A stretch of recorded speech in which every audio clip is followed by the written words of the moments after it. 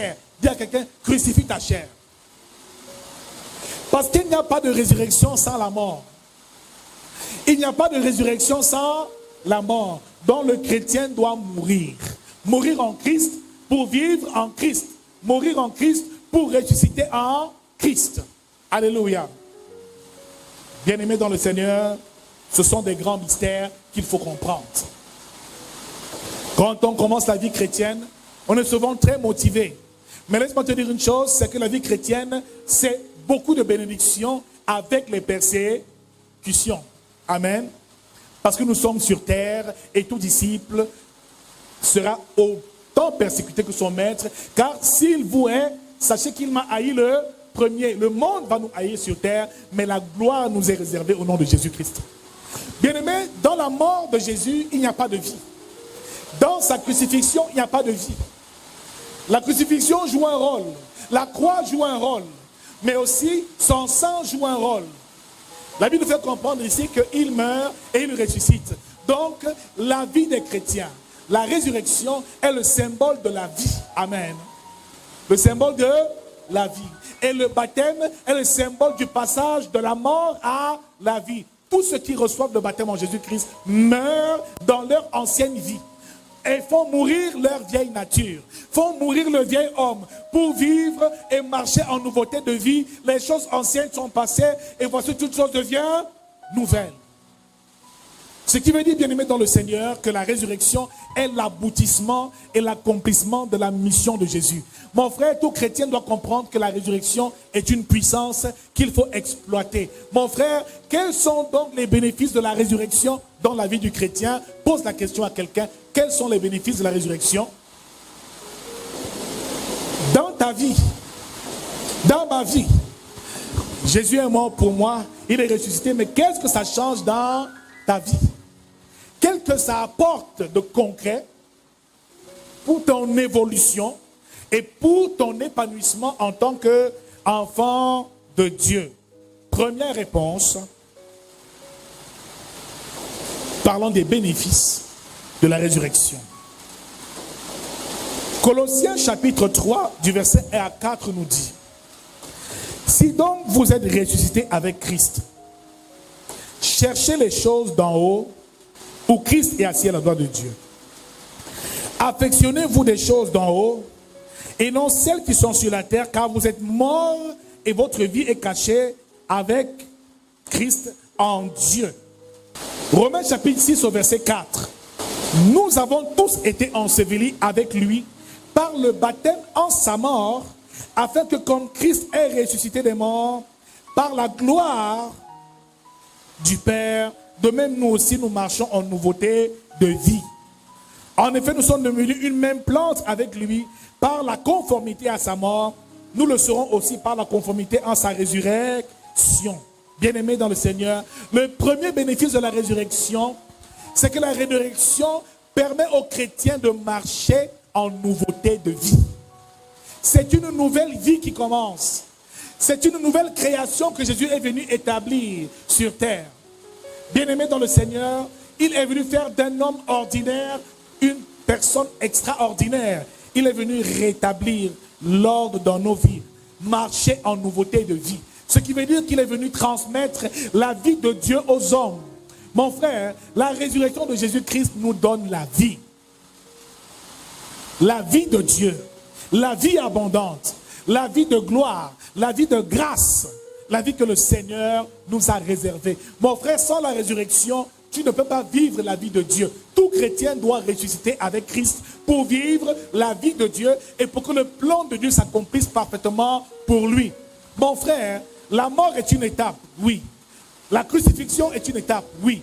Mais la résurrection est l'étape où le chrétien vit la vie de Dieu. Bien-aimé, dis à quelqu'un, marche en nouveauté de vie.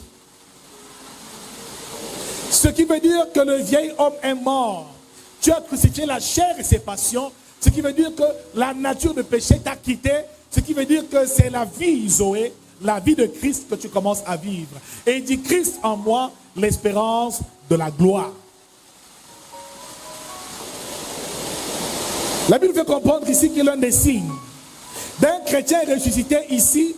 Colossiens 3 verset 1 nous dit: Cherchez les choses d'en haut et non celles d'en bas. Affectionnez-vous des choses d'en haut et non des choses de la terre. Donc un chrétien qui est ressuscité s'affectionne des choses d'en haut. Il aime la présence de Dieu. Il comprend que son environnement maintenant, c'est dans le royaume de Dieu. C'est l'église, c'est la prière, c'est son nouvel environnement. Bien-aimé dans le Seigneur, lorsqu'on sort un poisson de l'eau, il n'est plus dans son environnement. Lorsqu'on sort un lion de la forêt et on le met dans l'océan, il n'est pas dans son environnement. Alors, celui qui ressuscite avec Christ s'affectionne des choses d'en haut. Il aime la prière, il aime le jeûne, il aime lire la parole de Dieu. Il développe l'amour de Christ chaque jour. Il aime être dans sa présence. Un chrétien qu'on force encore à venir à l'église n'a pas encore reçu la puissance de la résurrection dans sa vie. Un chrétien qui pêche et qui ne regrette pas son péché n'a pas encore reçu la puissance de la résurrection. Un chrétien qui vit encore n'importe comment et qui ne marche pas dans la crainte du Seigneur n'a pas encore reçu la grâce de la résurrection qui nous donne la vie de Dieu. Bien-aimé dans le Seigneur, prêcher pendant des heures, ça ne me fatigue pas. Pour certains chrétiens, quand ils lisent la Bible, ça les épuise. Parfois, quand tu es devant la télé, la série, tu peux la regarder même pendant 4 heures de temps, ça ne t'épuise pas. Ça veut dire que la résurrection n'a pas encore accompli son œuvre dans ta vie. Quand tu vas ressusciter avec Christ, tu vas seulement t'affectionner des choses d'en haut. Ni l'or, ni l'argent, ni les choses du monde n'auront plus de valeur pour toi. Ton amour va quitter le monde pour aller en Christ et dans le royaume, les choses qui glorifient le nom de Dieu. Tu ne courras plus après l'argent et les délices de ce monde. Et il a dit encore dans sa parole, ne vous inquiétez pas de ce que vous allez manger, boire, car ces choses, ce sont les païens qui les recherchent. Celui qui a reçu la résurrection recherche premièrement les royaumes des cieux et sa justice. Mon frère, qu'est-ce que tu recherches? Si on te force pour venir à l'église, si prier pour toi c'est un fardeau, si jeûner te fait de la peine, si méditer les saintes écritures, tu n'arrives pas à le faire, tu es encore tellement distrait et les choses du monde te distraient, cela veut dire que la puissance de la résurrection n'a pas commencé à œuvrer dans ta vie. Je déclare que cette puissance s'accomplit dans ta vie ce matin au nom de Jésus-Christ. Que tu auras seulement les yeux fixés vers Christ, les yeux fixés vers Dieu, et que tu vivras pour lui, tu marcheras pour lui, tu accompliras toutes choses par amour pour lui. Celui qui ressuscite avec Christ comprend pleinement son amour. Lui manifeste un amour sincère. Il ne vient pas à l'église parce qu'il cherche les bénédictions. Il vient par amour pour Dieu. Il ne cherche pas les miracles de Dieu, mais il cherche le Dieu des miracles. C'est dans la résurrection qu'on découvre ces choses-là. Parce que nous devenons une même plante avec Christ. Dans sa mort et dans sa résurrection. Mon frère, quelqu'un qui a ressuscité avec Christ ne court plus après les miracles. Ce sont les miracles qui courent après lui. Quelqu'un qui est ressuscité ne cherche pas les miracles. Parce qu'ayant reçu Christ, il est devenu lui-même un miracle vivant. C'est ça que la résurrection nous enseigne. Un chrétien qui ressuscite est un chrétien accompli, qui vit la plénitude de l'esprit et qui marche par l'esprit, qui vit la vie de Dieu. Mais bien aimé dans le Seigneur, avant de ressusciter, Jésus est d'abord mort et il a été crucifié. Donc pour aspirer à la résurrection, il faut d'abord être crucifié, passer par l'œuvre de la croix. La croix est la première étape qu'il faut traverser. La croix, ce sont les épreuves, les tentations qui te seront présentées sur le chemin de ta marche avec Dieu. Le chrétien, pour pouvoir atteindre la résurrection, doit porter sa croix et suivre Jésus. Jésus dit, quiconque ne porte sa croix et me suit n'est pas digne de moi. Ma sœur, même si on t'insulte, porte ta croix. Même si ta famille te rejette pour Christ, porte ta croix. Même si tu es persécuté pour Christ et abandonné, porte ta croix. Parce qu'après l'avoir porté, tu seras glorifié avec lui et tu ressusciteras avec lui au nom de Jésus. La puissance de la résurrection ne peut agir que lorsque tu as porté ta croix. Porte ta croix. Renonce à toi-même. Et suis-le. Malgré les coups, malgré les blessures, le diable a tout tenté sur la croix. Il a percé son côté, il a flagellé. Mon frère, tu seras traduit dans des tribunaux. Tu seras persécuté à cause de ton appartenance à Christ. Mais résiste. Bien-aimé dans le Seigneur, pendant que tu portes ta croix, toi-même tu la portes, tu t'en vas toi-même à Golgotha, au lieu du crâne. Tu vas planter cette croix et tu vas crucifier ta propre chair. Ta chair doit mourir. Ta nature du péché doit mourir. Tes convoitises charnelles doivent mourir. Car Galates chapitre 5 verset 28 nous dit encore que celui qui est en Christ a crucifié sa chair et toutes ses passions. Mon frère, qu'est-ce que c'est que les passions de la chair? L'amour de l'argent, la nourriture, les excès de table, l'ivrognerie, le mensonge, les animosités, la colère, les querelles. Un chrétien qui est encore charnel ne peut pas bénéficier de la puissance de la résurrection parce qu'il ne vit pas encore, il est encore charnel. Mais un chrétien qui est mort n'est plus sensible à tout ce que le diable fait. Que tu sois persécuté ou pas, ça ne te dit plus rien. Le mort, même si on l'attaque, il ne peut pas répondre. Le mort, même si on le déshabille, il ne peut pas répondre. Toi, tu es encore là. Elle m'a mal parlé, elle m'a énervé. Tu n'es pas morte. Ce qui me fait là, il sort avec moi. Maintenant, il me fait souffrir. Je le déteste. Le gars là, il va me voir. Un jour, Dieu va le punir. Tu es encore charnel. Tu n'es pas morte. Le pasteur là prêche sur ma vie. Il me fait du mal. Tu n'es pas morte. Parce que tu es encore dans la colère. Parce que tu as encore de la jalousie. Parce que tu as encore des rancunes. Parce que quand le diable fait une chose, ça t'excite encore et ça t'émeut. Jésus est mort. Quand tu es mort, tu ne ressens plus la douleur. Que tu aies mangé, que tu n'aies pas mangé, ce n'est plus un problème. Tu es libre. Le diable ne peut plus avoir d'emprise sur toi. La preuve, quand on a percé le côté de Jésus, il n'a pas fait aïe. Mais toi, tu fais aïe tout le temps. Il suffit seulement qu'on dise que tu es mal habillé. Tu dis que pourquoi tu m'as mal parlé comme ça. Il suffit seulement qu'on t'énerve pour que tu commences à réagir. Mon frère, ma soeur, un chrétien qui veut réussir avec Christ doit d'abord mourir. L'amour du monde. Tu aimes Facebook. Quand tu n'as pas de crédit, c'est les problèmes. Il te faut les mèches brésiliennes. Tu es prêt à tout pour les mèches indiennes. Tu veux les cheveux de mort. Tu te bats pour ces choses. Quand tu cherches encore le monde, ça veut dire que ta chair n'est pas encore morte.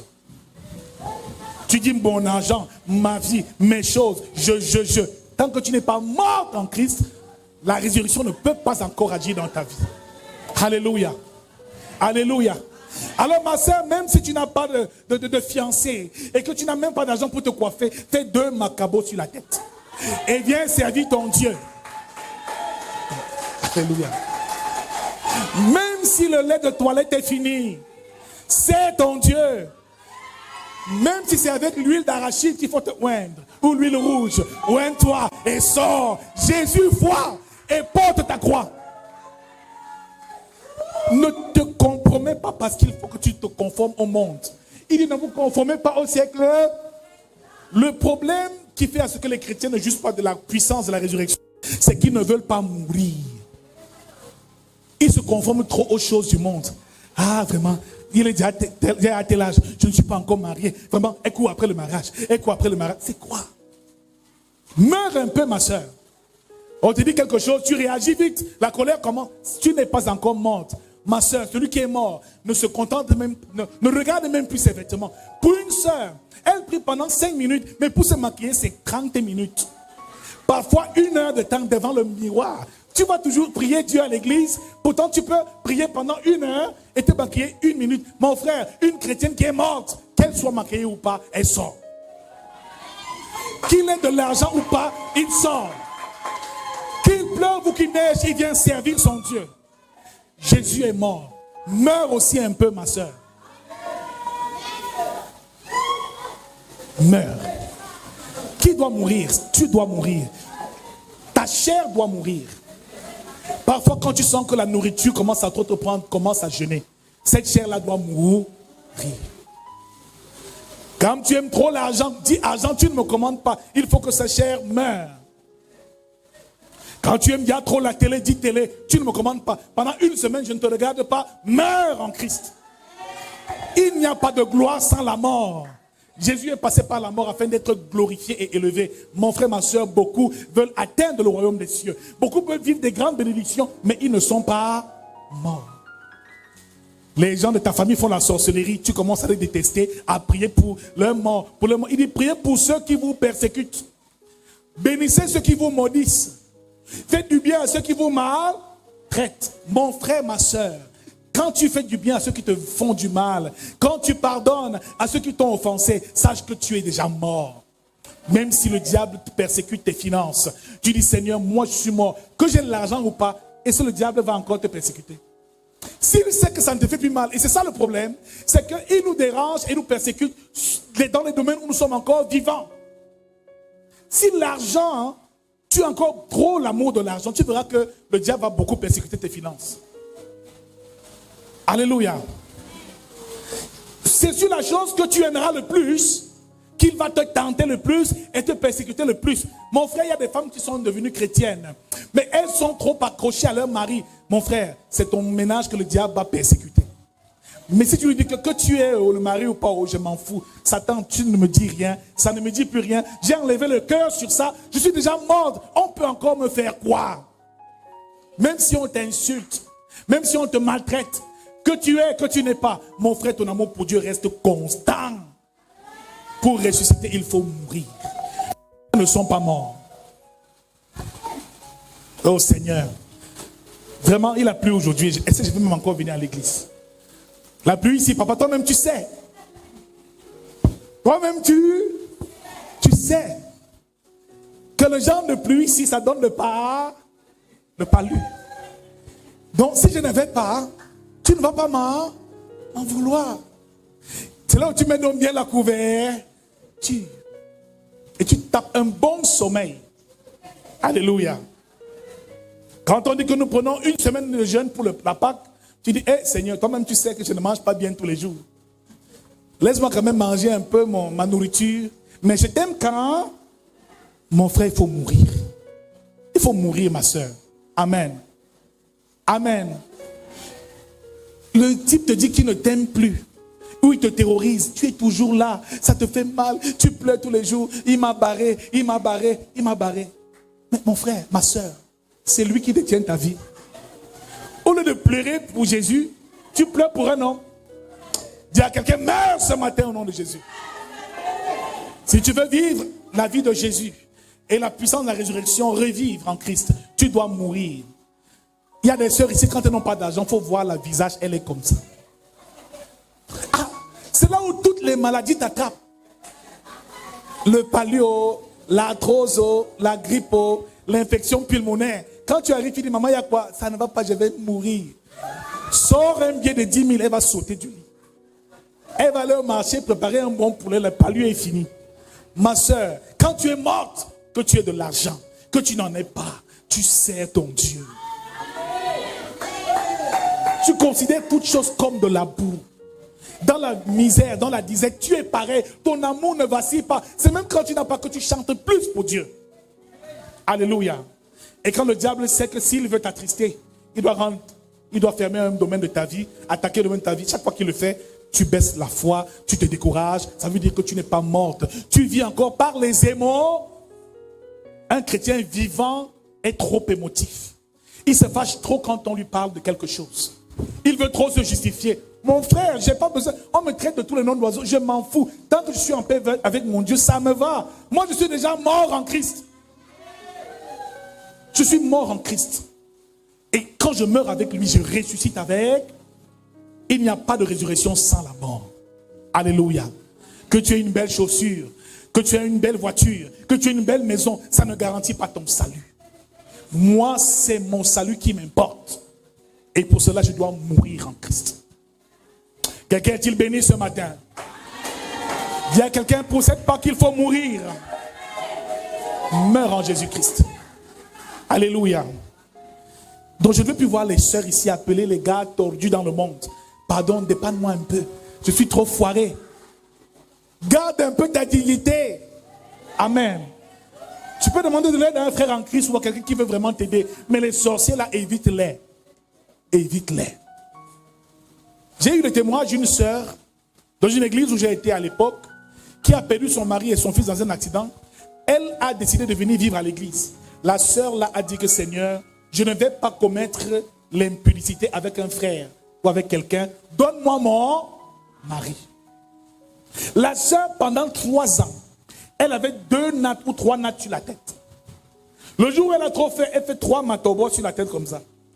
Elle était à l'aise. Elle prie, elle balaye le sol de l'église. Quand tout le monde est parti, elle prend sa natte, elle dort. Elle dit, Seigneur, donne-moi mon mari. Quand elle sort, elle n'a pas de lait de toilette, qu'elle en ait ou qu'elle n'en ait pas, ce n'est pas un problème. Mais par sa vie de sainteté, sa peau brillait. Ce n'est pas l'huile qui fait briller la peau, ma soeur. C'est la bonne vie. C'est la vie de sainteté qui te fait briller. C'est le Saint-Esprit qui te fait briller. Ce qui va attirer ton mari, c'est ta vie de consécration. C'est ce qui est à l'intérieur, pas ce qui est à l'extérieur.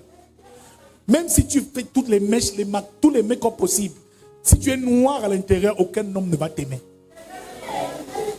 Elle travaillait sa parure intérieure. Tous les jours, elle priait. À l'église, elle était au protocole. Elle préparait la nourriture des pasteurs. Alors, bien aimé, après 3 ans, un homme est venu garer la voiture. Ma soeur, tu vas où? Je peux te déposer. Il dit, pardon. Je n'ai pas besoin de ça. Moi, je sers ici à l'église. Si vous voulez me voir, venez dans cette... Et l'homme a dit, pardon, je ne peux pas entrer. La sœur est restée comme ça. Pendant 3 ans, elle a perdu mari et enfant. Elle est rentrée au pied du Seigneur. Mon frère, un jour, il y avait une croisade. Les pasteurs sont venus des États-Unis, de partout, prêcher. Le pasteur les a accueillis. Alors, elle faisait toujours partie du protocole. Pendant qu'un pasteur américain prêchait, il s'est arrêté sur elle. Il a commencé à parler en langue. Je regarde que quelqu'un parlera en langue dans ta vie au nom de Jésus. Quelqu'un parlera en langue dans ta vie au nom de Jésus. C'est son obéissance, parce qu'elle a décidé de mourir. C'est pour ça que Dieu l'a visité. Cet homme s'est mis à parler en langue. Il dit, hey. Il regarde encore la sœur. Il a à peine fini son message. Il va au bureau du pasteur. Il a dit, pasteur, ma femme est dans cette église. Ma femme est dans cette église. Ma femme est dans cette... C'est un pasteur américain qui a une grande église aux États-Unis. Il est veuf, il avait perdu sa femme. Et il voulait se remarier depuis. Il n'a pas trouvé de femme. Le pasteur dit, oh, c'est sœur Mireille, celle qui a la langue brésilienne jusqu'ici. Il dit, non. C'est sœur Nathalie, celle qui a les beaux cheveux défrisés. Il dit, non. Il dit, elle a 3 nattes. Il dit 3 nattes. Il dit, hein? La sœur là qui a 3 nattes, elle porte quoi? Elle a un vieux cabas. Il dit, c'est celle-là. Quand il va appeler la sœur, elle arrive au bureau. Elle dit, papa, pardon, je n'ai rien fait, ce n'est pas moi. Il dit, non, ma sœur, je ne t'accuse pas, assieds-toi. Ma sœur, cette sœur était en train de mourir en elle. Parce que c'est dans la mort qu'il y a la vie. C'est dans la mort qu'il y a la résurrection. Sa vie devait revivre. Elle devait revivre par Christ. Il fallait donc qu'elle passe par la mort. Elle a accepté de se priver. Cet homme lui dit, je suis américain. Le pasteur même traduit parce qu'elle ne parle même pas un seul mot d'anglais. Il dit, le Seigneur m'a dit tout à l'heure que c'est toi ma femme. You are my wife. Elle met la main sur la tête et dit, ta femme. Le pasteur dit que je suis dépassé. L'homme de Dieu dit que tu es son épouse. Je ne sais pas. Ses avances, je ne sais pas réfléchir. Elle dit que, je ne réfléchis. C'est Dieu qui a... Le pasteur sort de son sac une enveloppe de dollars. Il compte les liasses de dollars. Il dit, tiens, va faire les courses. Va au Hilton, au grand magasin, ne va pas à la friperie. Achète les habits neufs. Va dans les instituts, fais-toi belle. Maintenant, le chauffeur qui est dehors avec la voiture est à ta dispo. Fallait voir la soeur et toutes les jeunes soeurs qui étaient derrière. Hé, ma soeur, oh, c'est grave. On va t'aider à faire les courses. Parce qu'elle a su mourir. Mais toi, quand on te dit d'attendre seulement un peu, tu ne peux même pas attendre 1 mois. Quand la mèche finit, tu commences à transpirer, à trembler comme ça. Quand le lait de toilette finit, tu dis, hey, je vais noircir, qui va encore me regarder? La sœur a attendu. Le blanc était là, elle faisait les courses. Elle rentre, il lui a loué un bel appartement. Il dit au pasteur, je ne pars pas du Cameroun sans ma femme. La semaine prochaine, je signe l'acte avec elle, je vais l'épouser officielle. Il a passé du temps avec elle, c'est peut-être 3 mois. Ils ont fait le mariage ici. Par la suite, la sœur est allée aux États-Unis. Il fallait voir le départ de la sœur. Bien-aimé, dit avec quelqu'un, il faut mourir. N'aie pas peur de la mort. Quand le Seigneur te fait passer par la mort dans un domaine de ta vie, c'est parce qu'il y a une bénédiction réservée. Il y a une gloire qui doit t'être transmise. Alléluia. C'est parce qu'il sait qu'après la mort, tu vas ressusciter dans tes finances. s'il te fait passer par la pauvreté financière, c'est qu'il a prévu le plan de résurrection. Alors parfois supporte ton état et dis Seigneur, que ta volonté soit. Si je n'ai pas de ce moment, Seigneur, je me contente de toi.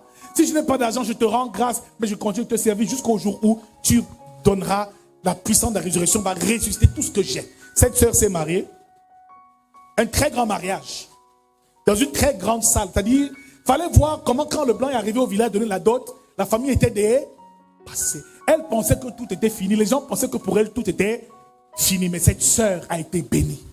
C'est maintenant elle qui envoie de l'argent à l'église. Elle a contribué pour l'achat du premier terrain de cette église. Elle bénit les frères, les sœurs. Elle est une mère dans une assemblée aux États-Unis. Qui l'eût cru?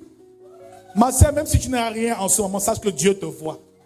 Sache que Jésus te voit. Accepte de mourir un peu. Accepte cette petite souffrance pour un temps et laisse Dieu ressusciter tout dans ta vie au nom de Jésus. Alléluia. Quand on dit des bonnes choses comme ça, tu ne scelles même pas ça au nom de Jésus. Tu ne dis même pas Amen au nom de Jésus. Parce que quand on dit la vérité fait mal. Mais c'est la vérité qui va t'affranchir. C'est la vérité qui va. Accepte de supporter même un peu la galère pour un petit moment. Et laisse Dieu te donner ce qui t'est réservé. Amen. Alléluia. Pas que tu souffres un peu. Ah, il va te donner un poisson braisé, un jus, et puis après ça, il t'amène là où tu connais. Ça veut dire quoi?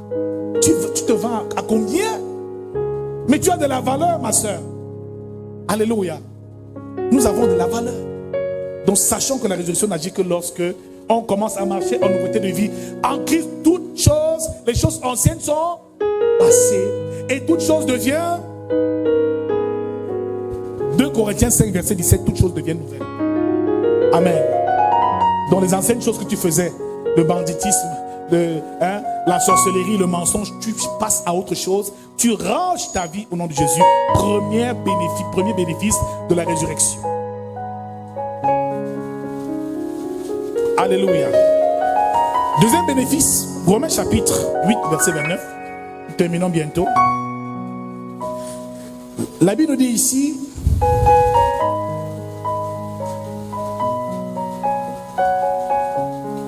que Jésus fut le premier-né entre plusieurs frères. Ce qui veut dire ici que le deuxième bénéfice de la résurrection, c'est que au travers de la résurrection, Jésus a rétabli notre filiation. Nous ne sommes plus des créatures de Dieu. Nous ne sommes plus des serviteurs de Dieu. Car dans l'ancienne alliance, Dieu avait des serviteurs. Mais dans la nouvelle alliance, Dieu a des fils et des enfants. Jésus-Christ, par sa résurrection, fait de nous des enfants de Dieu. Nous sommes une même plante avec lui et nous héritons au même titre que lui de tout ce dont il a hérité. Si vous êtes enfant, vous êtes donc héritier de Dieu et co-héritier de Christ. Donc tu n'es pas différent de Christ. Christ est devenu comme un grand frère pour nous. Il est le premier-né entre plusieurs frères. Nous sommes devenus des frères de Christ. Nous sommes à la même dimension et au même niveau que lui. Il a rétabli notre filiation. Dieu pour nous est à présent un père. Mais laissez-moi vous dire le plus grand ruse du diable. Quand Satan venait au désert tenter Jésus, il dit, si tu es le fils de Dieu, change ces pierres en pain. Si tu es fils de Dieu, saute du temple et saute de cette montagne. Si tu es fils de Dieu. La plus grande ruse du diable,